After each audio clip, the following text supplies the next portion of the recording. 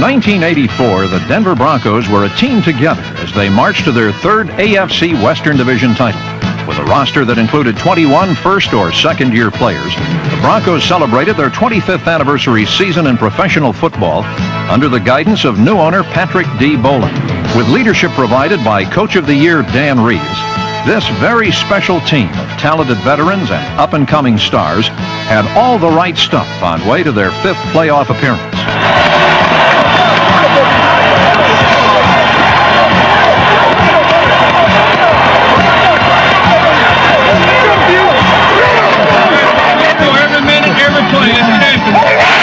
Under a bright blue Rocky Mountain sky, a very sure and mature John Elway led the Broncos' offensive attack against AFC rival Pittsburgh.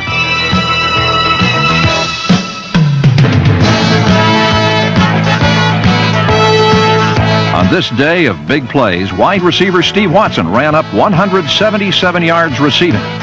Elway connected for 2 touchdowns to Watson and H-back Jim Wright.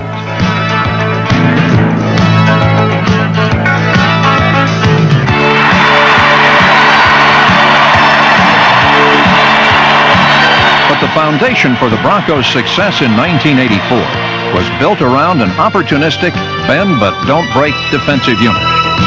Against the Steelers, youngsters Ricky Hundley and Roger Jackson worked the special teams, while the rest of the ball-hawking Broncos were in constant pursuit to make the big play.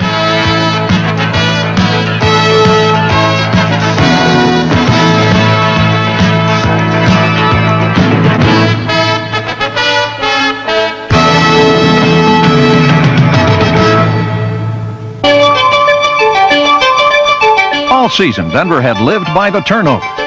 Now, with time running out in the game, Denver owner Pat Bowlen watched his Broncos suffer the biggest turnover of all.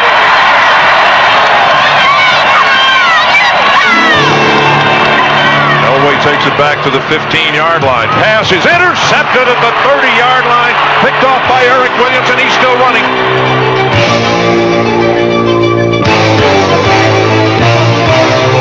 The Broncos' call to glory had come to an abrupt end. But what had sustained the Broncos through this championship season was the togetherness they had attained as a young, tough, and talented team. And it was this togetherness that brought the Broncos the winning of the West.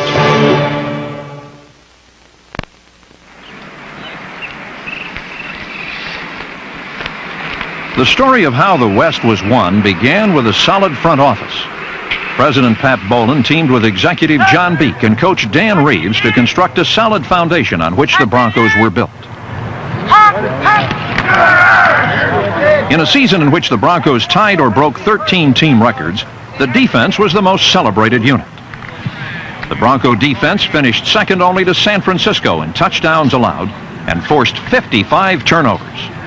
And from the very first week of the regular season, the defense served notice that when you ventured into Denver territory, you were in danger of losing not only the ball, but the game. Against Cincinnati, linebacker Carl Mecklenburg was one of the Broncos' leading hitmen. While the defense outmuscled the Bengals, the Broncos' offense shifted into high gear. Behind the veteran offensive line of Billy Bryan, Paul Howard, Keith Bishop, Dave Studdard, and Ken Lanier, the Broncos' young running backs were led by number 23, Sammy Winder. And when the line wasn't opening up the running lanes, they were providing Elway with time to find open airways.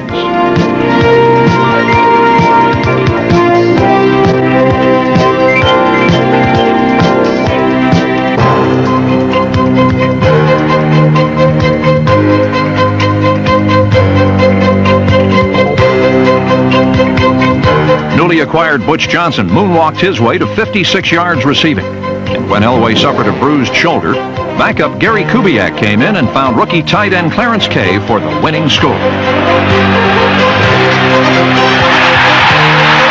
Kay's 8-yard grab capped off the 20-17 opening day win. After being shut out in Chicago, the Broncos regrouped for a special Sunday night game with the Browns. Winder ran up 76 yards on the ground and hauled in 56 more behind the wall of Howard, Bryan, and Bishop. After After the Browns put 14 points on the board, the Broncos offense answered with 17 of their own. Elway hit Butch Johnson and second-year man Clint Sampson for 2 second-quarter scores.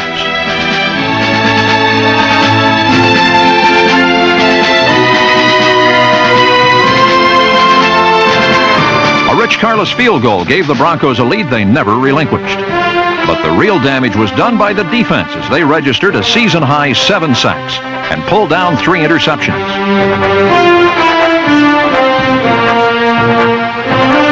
Dennis Smith and Steve Wilson, number 45, each stole 1. But the biggest theft of all came with only seconds to play. 50 seconds left. McDonald at his 45, throwing. It's intercepted. 40, 45, 50. Robbins at the 40. He'll return it for a touchdown.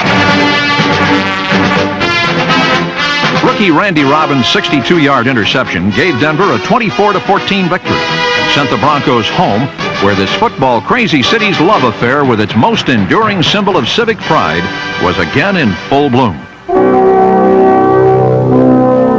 When special teams coach Fran Polsfoot became ill, the fans responded with an outpouring of affection. And in Week 4's contest with Kansas City, Polsfoot's former group set the tone for the contest. Special teamers John Sawyer, Tony Lilly, Aaron Smith, Don Summers, Roger Jackson, Chris Brewer, and Mike Freeman were led by MVP wheelhorse Ken Woodard, number 52. Rookie punter Chris Norman made a fine first-year impression with a 62-yard punt. One 83-yard blast that was the longest in Bronco history.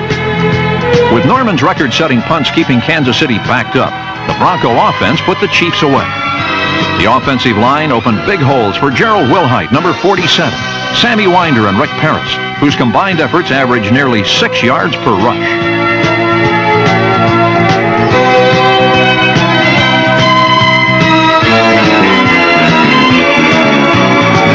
With guard Paul Howard executing the perfect trap, the Bronco back slipped through for 2 touchdowns. The Denver defense established a new Bronco record by allowing the Chiefs only 50 yards rushing. Cornerback Mike Harden's 45-yard interception capped off the Broncos shutout of the Chiefs.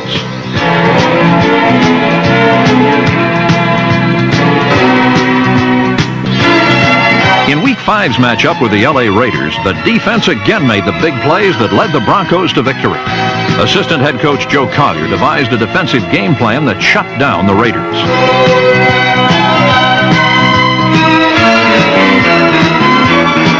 Premier outside linebacker Tom Jackson was the leader of this high-powered unit that pounded the defending Super Bowl champions and left them gasping for lungfuls of the thin Colorado air.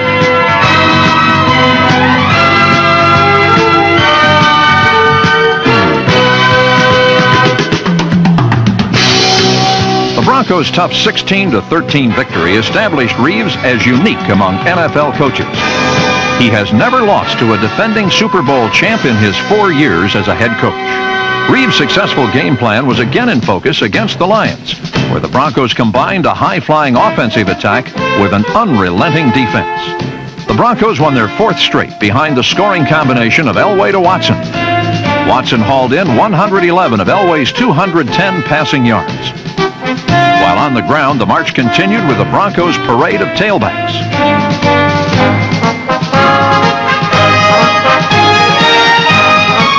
Sammy Winder flew in for 6 of the Broncos' 28 points, while cornerback Louis Wright set the tone of the defense by forcing a first-quarter fumble.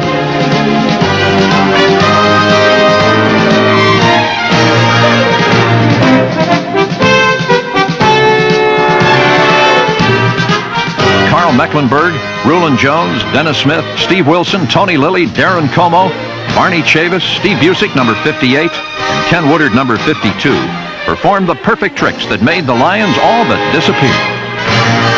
For the day, the defense intercepted 7 passes and scored twice. And this avalanche of turnovers created by the defense continued in a Monday night contest the following week.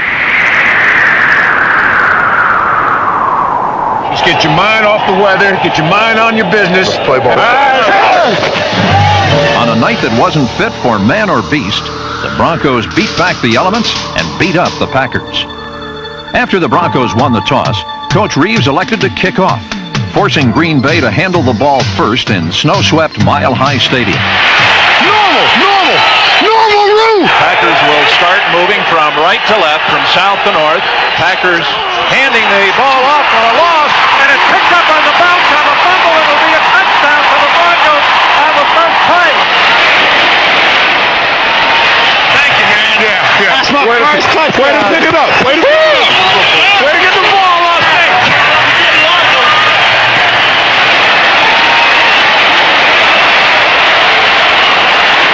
Time the handoff is to Clark, and he drives to the right side across the 25, out near the 28, another fumble. This one's picked up on the far side and returned by Louis Wright.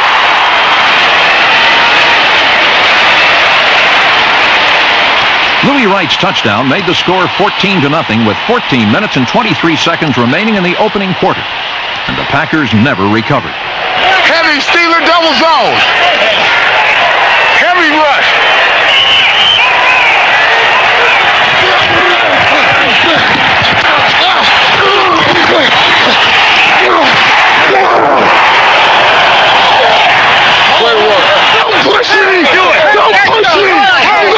As the emotional leader of Denver's opportunistic defense, Tom Jackson was named by his teammates as the Broncos' most inspirational player for the fourth consecutive year.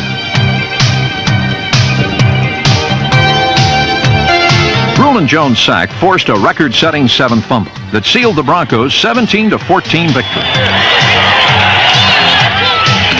Reeves said the team was winning ugly, but the Broncos were 6-1 and off to their most beautiful start ever.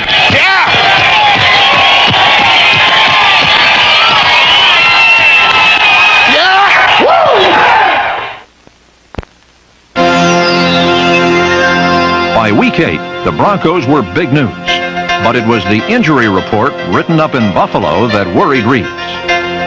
8 Broncos went down with the most damaging injury to wide receiver Clint Sampson, who was lost for 4 weeks. A healthy defense responded by cutting off the Bills with 6 sacks and 4 interceptions.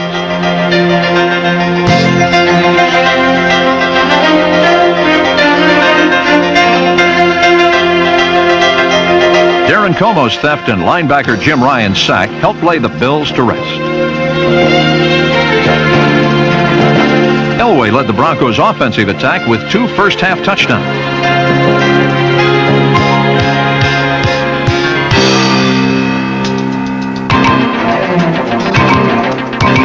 When the injury plague kept Elway out in the second half, insurance was provided by Gary Kubiak.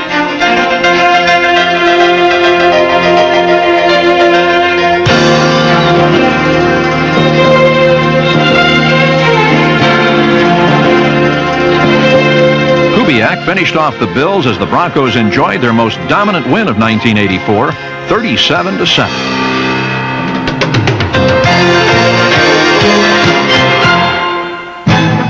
This wave of success continued for the Broncos in Los Angeles, where Kubiak was again at the helm.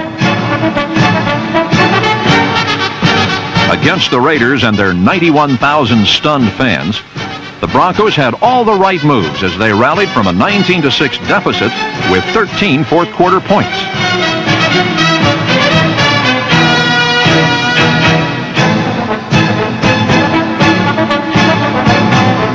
Steve Watson's 12-yard touchdown with 24 seconds remaining sent the game into overtime.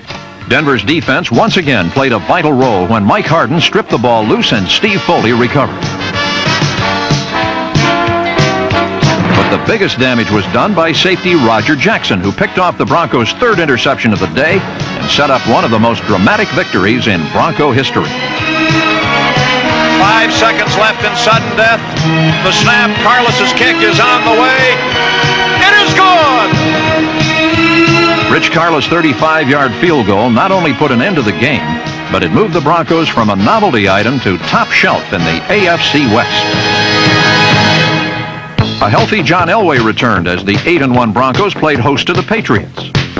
Mark Cooper and Winford Hood worked well with Bryan, Howard, Studdard, and the rest of the talented offensive line to provide Elway with time to pass for 315 yards.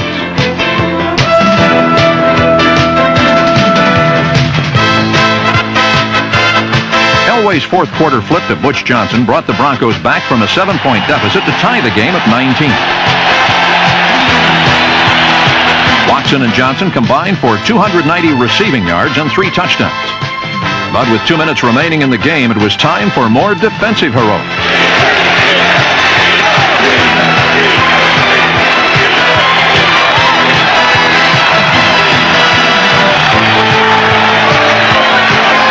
Dennis Smith's touchdown sealed the Broncos' 11th straight mile-high victory, establishing a new franchise record. After posting their third last-minute victory in 3 weeks, 16-13 in San Diego, the Broncos returned home, where linebacker Rick Dennison helped strip the Vikings' chances of victory. Enjoying his finest day as a pro, Elway threw 5 touchdown passes to lead the Broncos to a 42-21 victory.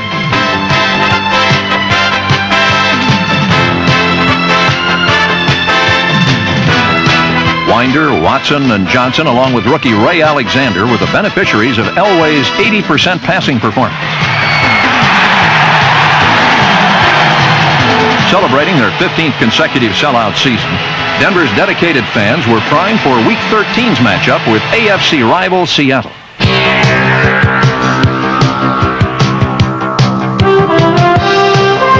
A win would give the Broncos a comfortable 2-game lead in the division.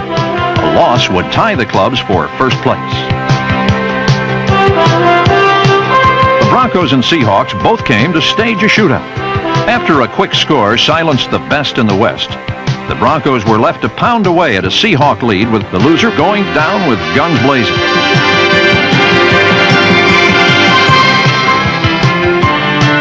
In a game that was crammed with phases and stages of suspense, the players and the crowd of nearly 75,000 lived it one play at a time.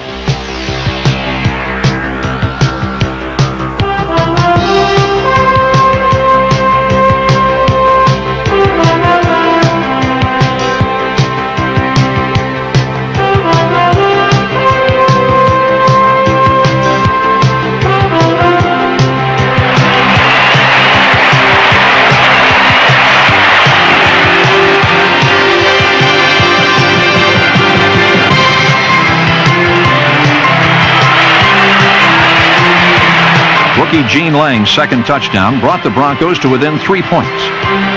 But with only 39 seconds left in the contest, it was up to the bare right foot of Rich Karlis to send the game into overtime. Ball is down. Karlis's kick is on the way. Hits the goal post and comes back, and it's no good. Seattle's 27-24 victory, combined with a loss at Kansas City the following week, forced the Broncos to win their final 2 games to clinch the division.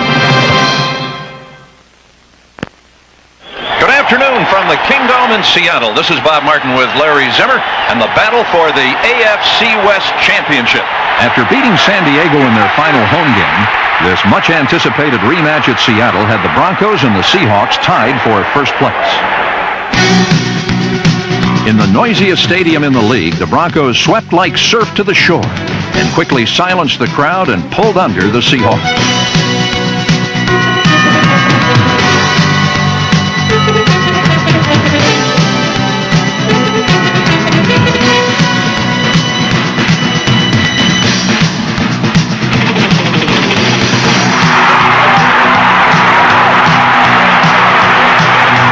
Watson's 73-yard catch and carry contributed to his third 1,000-yard receiving season, and it opened the way for a flood of Bronco points.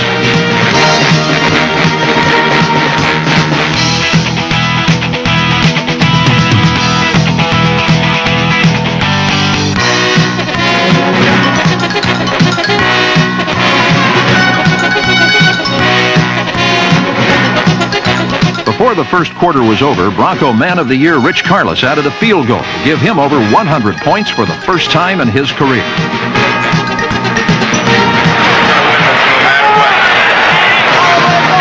Come on, make a win around here, Dean. Come on! Veteran sack artists Barney Chavis and Reuben Carter, along with youngsters Walt Boyer, Andre Townsend, and Scott Garnett, made the Seahawks their 11th victim to rush for under 100 yards. This wave of success continued with 2 interceptions that drowned any chance of a Seahawk victory. Here comes comes the blitz from Robbins. There's the pass, and it's picked off by Foley. Steve Foley will return it for the touchdown.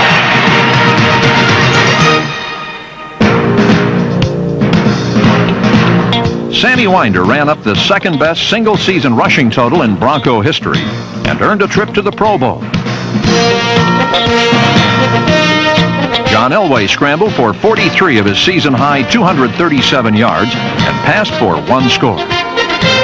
Elway finished the season with nearly 2,600 yards passing and 18 touchdowns, while the Broncos finished off the Seahawks with Rick Parris' fourth-quarter plunge. The Broncos' victory over the Seahawks was the crowning achievement of an unprecedented season. Their success in 1984 was based on their togetherness. With a cast of solid starters and dependable reserves like Bryson Manor, Glenn Hyde, Marshawn Graves, and Jesse Miles, the Broncos played to the strengths of one another. Their triumphs belonged to an offense that wasn't an illustrious group, but a solid one. And a defense that gave, but also took in a big way. What the Broncos lacked in size, they made up for in heart.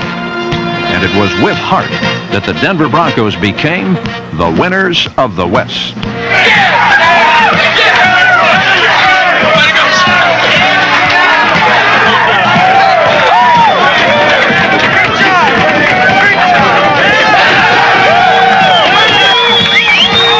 Hold it just a second there. Okay, gang, that's a great accomplishment. Now we end up winning the West. Toughest division in football. Yeah.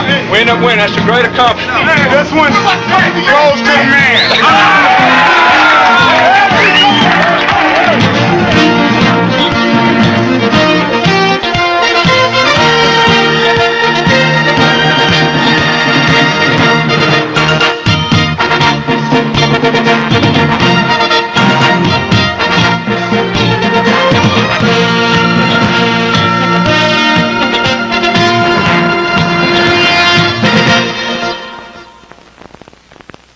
The 1984 Denver Broncos highlight film is dedicated to the memory of Bronco assistant coach Fran Polsfoot.